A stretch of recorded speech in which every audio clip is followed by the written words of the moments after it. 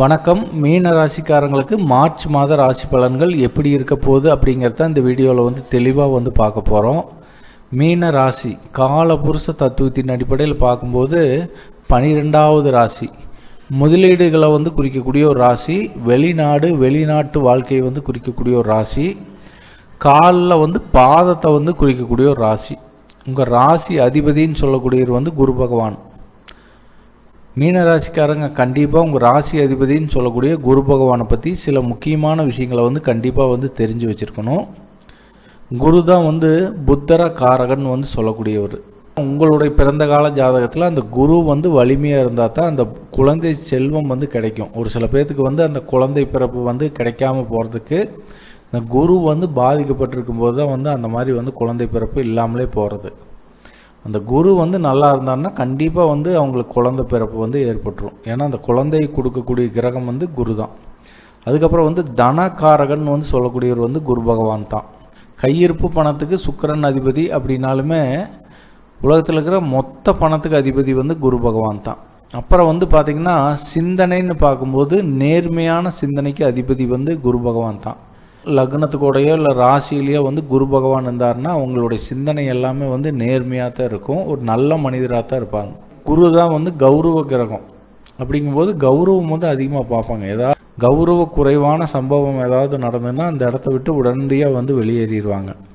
அப்புறம் உயர்ந்த மனிதர்கள்னு சொல்லக்கூடியவங்க பெருந்தன்மை இவங்களுக்கு கொஞ்சம் ஜாஸ்தியாகவே இருக்கும். அப்புறம் வீட்டில் சுபகாரியம் நடக்கணும் அப்படின்னா அந்த குருவுடைய கடாட்சம் இருக்கும்போது அந்த சுபகாரியங்கள் நடக்கும். குரு திசையோ குரு புத்தியோ ஒரு மனிதருக்கு நடக்கும்போது அந்த சுபகாரியங்கள் அதிகமாக கலந்துக்குவாங்க. அவங்க வீட்டில் அந்த சுபகாரியங்கள் ஏற்படும். அதுக்கப்புறம் உத்தியோகம்னு பார்க்கும்போது யோகாசன பயிற்சியாளராக இருக்கிறது, அதுக்கப்புறம் வட்டி தொழில் பண்ணுறது, பேங்க்கில் கேஷியராக இருக்கிறது, தங்க கடை வச்சுருக்கிறது, அப்புறம் நீதிபதியாக இருந்து தீர்ப்பு சொல்கிறது, இது எல்லாமே குருவுடைய அம்சம்தான். ஒரு மஞ்ச காமால நோய்க்கு அதிபதி குரு பகவான் தான். குரு பாதிக்கப்பட்டு 6ஆம் அதிபதி கூட சேர்ந்துருந்தார்னா அந்த மாதிரி நோய் கொடுப்பார். அதுக்கப்புறம் கல்லீரலுக்கு அதிபதி குரு பகவான் தான். கல்லீரல் ஒருத்தருடைய ஜாதகத்தில் குரு நல்லா இருந்தாருனாலே அவங்களுக்கு கல்லீரல் நல்லா இருக்குதுங்கிறத நம்ம முடிவு பண்ணிக்கலாம். மீனராசிக்காரங்களுக்கு மார்ச் மாத கிரக அமைப்புகள் எப்படி இருக்குது? மீனராசிக்காரங்களுக்கு 7 சனிங்கிற அமைப்பில் ஜென்மச்சனிங்கிற ஒரு அமைப்பு நடந்துட்டு இருந்தாலுமே மற்ற கிரகங்களுடைய சஞ்சாரத்தை பொறுத்து பலன்கள் மாறுபடும். ஜென்ம ராசிக்குள்ளே ஆல்ரெடி சனி பகவான் இருந்து ஜென்மச்சனிங்கிற ஒரு அமைப்பை ஏற்படுத்திட்டு இருந்தார். இப்போ உங்கள் ஜென்ம ராசிக்குள்ளே சுக்கிர பகவான் உச்சபலம் அடைகிறார். தற்காலிக அந்த கெடுபலன்களை நிறுத்தி வைக்கிறதுக்குண்டான ஒரு அமைப்பு உண்டு. ஏன்னா ஜென்ம ராசிக்குள்ளே சுக்கிரன் உச்சபலைகிறதுனால அந்த பலனை கொடுக்கும். சரி, உங்கள் ராசி அதிபதி அவர் எப்படி இருக்கிறார் அப்படின்னா உங்கள் ராசிக்கு 4ஆம் இடம் சொல்லக்கூடிய மிதுன ராசியில் கேந்திர ஸ்தானத்தில் தான் இருக்கிறார். இப்போ உங்கள் ராசி அதிபதி பலமாக தான் இருக்கார். உங்கள் ராசி அதிபதி 6லேயோ 8லேயோ 12லேயோ மறையிறது தான் ஒரு மைனஸான அமைப்பு. மற்றபடி அவர் கேந்திர ஸ்தானத்தில் கேந்திரத்துலேயோ திரிகோணத்துலேயோ இருக்கிறது பெஸ்ட்டு. இப்போ கேந்திரஸ்தானம் சொல்லக்கூடிய 4ஆம் இடத்துல உங்கள் ராசி அதிபதி இருக்கிறது சிறப்பு தான். வீடு வண்டி வாகனங்கள் சார்ந்த விஷயத்தில் ஒரு சில பேர்த்துக்கு நன்மையான பலன்கள் நடக்கிறதுக்கு உண்டான ஒரு வாய்ப்பு உண்டு. படிக்கக்கூடிய மீன ராசிக்காரங்களுக்கு அந்த கல்வியில் படிக்கணுங்கிற அந்த எண்ணத்தை அதிகமாக ஏற்படுத்தும். ஜென்ம ராசிக்குள்ளே சனி பகவான் இருந்து அந்த மந்தத்தன்மையை கொடுத்தாலுமே குரு 4ஆம் இடத்துல இருக்கிறதுனால கல்வியில் எந்த ஒரு தடைகளும் ஏற்படாது. உங்கள் ராசிக்கு 3ஆம் அதிபதி 8ஆம் அதிபதினு சொல்லக்கூடிய சுக்கிர பகவான் ஜென்ம ராசிக்குள்ளே உச்சபலம் அடைகிறதுனால 8ஆம் வீட்டுக்கு 6ல் மறைகிறார். 3ஆம் வீட்டுக்கு லாபஸ்தானத்தில் இருக்கிறார். அப்படிங்கும்போது 3ஆம் இட வேலைகளை தான் அதிகமாக இந்த சுக்கிரன் செய்வார்.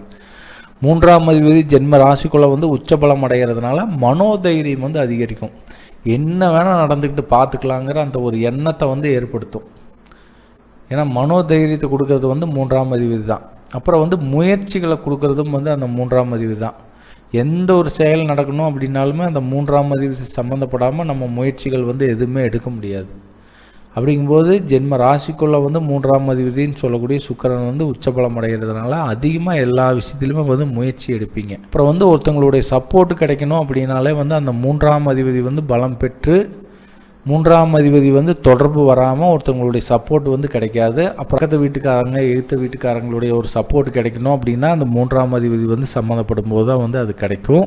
அதுக்கப்புறம் உங்கள் ராசிக்கு மீன ராசிக்காரங்களுக்கு தனாதிபதி பாக்கியாதிபதினு சொல்லக்கூடிய செவ்வாய் பகவான் உங்கள் ராசிக்கு 12ஆம் இடத்துல மறைஞ்சிருந்தாலுமே குருவுடைய பார்வையில் இருக்கிறது வந்து சிறப்பு தான். அப்போ தன விஷயங்கள் வந்து உங்களுக்கு சிறப்பாக கிடச்சிட்டு தான் இருக்கும். அதில் எந்த ஒரு தங்கு தடைகளும் வந்து ஏற்படாது. வர வேண்டிய இடத்துல பொருளாதாரம் வந்து கிடைக்கிறதுக்குண்டான ஒரு வாய்ப்பு வந்து உண்டு. ஏன்னா இந்த குரு பார்வை இல்லைன்னா ரொம்ப சிரமம். குரு பார்வை இருக்கிறதுனால பெரிய அளவில் வந்து மைனஸான பலன்கள் வந்து நடக்காது. அதுக்கப்புறம் வந்து உங்கள் ராசிக்கு சுகாதிபதி 7ஆம் அதிபதினு சொல்லக்கூடிய புத பகவான் உங்கள் ராசிக்கு 12ஆம் இடத்துல அமர்ந்திருந்தாலுமே குருவுடைய பார்வையில் தான் இருக்கிறார். அப்படிங்கும்போது வீடு வண்டி வாகனங்கள் சார்ந்த விஷயத்துலேயும் வந்து உங்களுக்கு நன்மையான பலன்கள், திருமணம் சார்ந்த விஷயத்திலையும் வந்து ஒரு நன்மையான பலன்கள் வந்து நடக்கிறதுக்கு உண்டான ஒரு வாய்ப்பு வந்து உண்டு. ஒரு ராசி அதிபதினு சொல்லக்கூடிய குரு பகவான் 7ஆம் அதிபதினு சொல்லக்கூடிய புத பகவானை பார்வை செய்கிறதுனால திருமணம் சார்ந்த விஷயங்கள்லையும் வந்து உங்களுக்கு ஒரு நன்மையான பலன்கள் வந்து நடக்கும். ஜென்மச்சனி நடக்கிறதுனால திருமணம் வந்து நடக்காமல் போயிடுன்னு மட்டும் யாரும் நினச்சிக்காதீங்க. எல்லாத்துக்குமே வந்து ஜென்மச்சனியில் நிறையா பேர்த்துக்கு வந்து திருமணம் வந்து ஆயிருக்கு. எனக்கே வந்து ஜென்மச்சனி நடக்கும்போது தான் வந்து திருமணமே ஆச்சு. 7.5 சனிங்கிற அமைப்பில் வந்து இப்போ ஜென்மச்சனிங்கிற ஒரு அமைப்பு நடந்துட்டு இருக்கிறதுனால மார்ச் மாதத்தை பொறுத்தளவுக்கு வந்து உங்களுக்கு எந்த ஒரு பிரச்சனையுமே வந்து வராது. ஏன்னா சனி பகவான் வந்து சாந்தம் அடைஞ்சிருவார். ஏன்னா சுக்கிரன் வந்து அந்த வீட்டில் உச்சமடைகிறதுனால சனி பகவானுடைய அந்த கெடுபலன்கள் வந்து கண்ட்ரோல் ஆகிரும். மீன ராசிக்காரங்களுக்கு வந்து ஒரு அட்வைஸ் என்ன அப்படின்னா, ஒரு தொழில் சார்ந்த விஷயத்தில் வந்து ஒரு முக்கிய முடிவுகள் வந்து எடுக்காதீங்க. நீங்கள் உண்டு உங்கள் வேலை உண்டுன்னு இருக்கிறது வந்து சிறப்பு. யாருக்கிட்டையுமே வந்து ஆர்கியூமெண்ட்டோ வாக்குவாதமோ செய்யக்கூடாது. அடுத்தவங்க பிரச்சனைகளை வந்து தலையீடு பண்ணாமல் இருக்கிறது வந்து சிறப்பு. நீங்கள் உண்டு உங்கள் வேலை உண்டுன்னு இருக்கிறது வந்து ரொம்ப ரொம்ப சிறப்பு.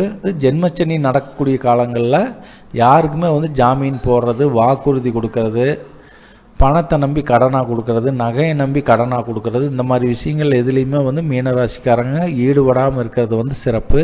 மீனராசிக்காரங்களுக்கு வந்து பரிகாரம் வழிபாடு அப்படின்னு பார்க்கும்போது உங்களுக்கு வந்து ஜென்மச்சனி நடந்துட்டு இருக்கிறதுனால உங்கள் நட்சத்திரம், நீங்கள் பிறந்த நட்சத்திரம் வந்து 27 நாளைக்கு வந்து ஒரு டைம் வந்து வரும். நீங்கள் புரட்டாதி நட்சத்திரத்தில் பிறந்திருப்பீங்க, உத்தட்டாதி நட்சத்திரத்தில் பிறந்திருப்பீங்க, ரேவதி நட்சத்திரத்தில் வந்து பிறந்திருப்பீங்க.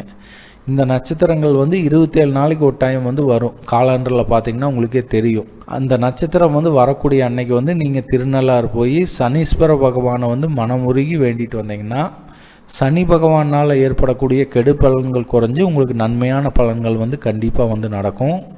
அதுக்கப்புறம் வந்து உங்கள் வீட்டுக்கு அருகாமையில் வந்து உடல் ஊனமுற்றவங்க, துப்புரவு பணியாளர்கள், இவங்களுக்கு எல்லாத்துக்குமே வந்து ஏதாவது ஒரு உதவிகள் வந்து நீங்கள் செஞ்சுட்டே வந்தீங்கன்னா கண்டிப்பாக வந்து சனி பகவானால் ஏற்படக்கூடிய அந்த கெடு பலன்கள் குறைஞ்சி உங்களுக்கு அதிர்ஷ்டகரமான பலன்கள் வந்து அதிகமாக வந்து நடக்க ஆரம்பிக்கும். மீன ராசிக்காரங்களை பொறுத்தளவுக்கு ஜென்ம ராசிக்குள்ளே வந்து சுக்கிர பகவான் வந்து உச்சபலம் அடைஞ்சிருக்கிறதுனால மார்ச் மாதத்தை பொறுத்தளவுக்கு உங்களுக்கு பெரிய அளவில் பாதிப்புகள் இருக்காதுன்னு சொல்லி மீண்டும் வேறொரு பதிவில் சந்திக்கலாம் நண்பர்களே. வணக்கம், வாழ்த்துக்கள்.